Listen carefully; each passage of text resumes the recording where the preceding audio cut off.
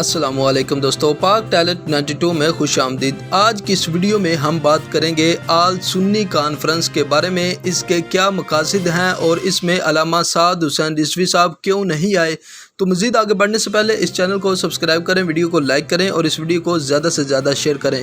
ناظرین، آپ جانتے ہیں کہ کچھ ہی مہینوں بعد پنجاب میں بلدیاتی الیکشن ہیں اور مذہبی جماعتیں جو ہیں وہ اس وقت میدان میں ہیں۔ اس کے علاوہ سیاسی جو جماعتیں ہیں وہ بھی الیکشن کی بھرپور تیاری کر رہے ہیں، اور اس بار تنظیمات اہل سنت جو ہیں وہ اتحاد کے ساتھ میدان میں اتریں گی، اور ان کا کہنا ہے کہ سنی جو ووٹ ہے وہ کسی صورت تقسیم نہیں کیا جائے گا۔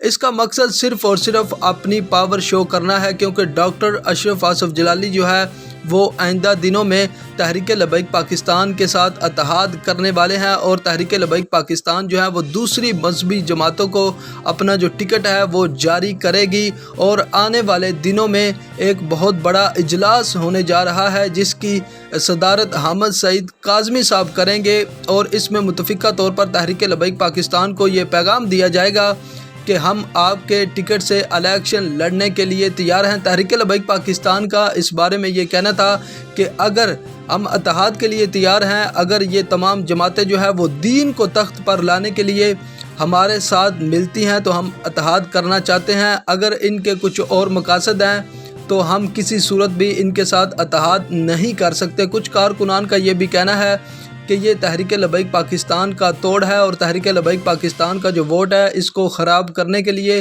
ان کو میدان میں اتارا گیا ہے۔ تحریک لبیک پاکستان کا جو ووٹ ہے وہ کسی صورت جو ہے وہ توڑا نہیں جا سکتا۔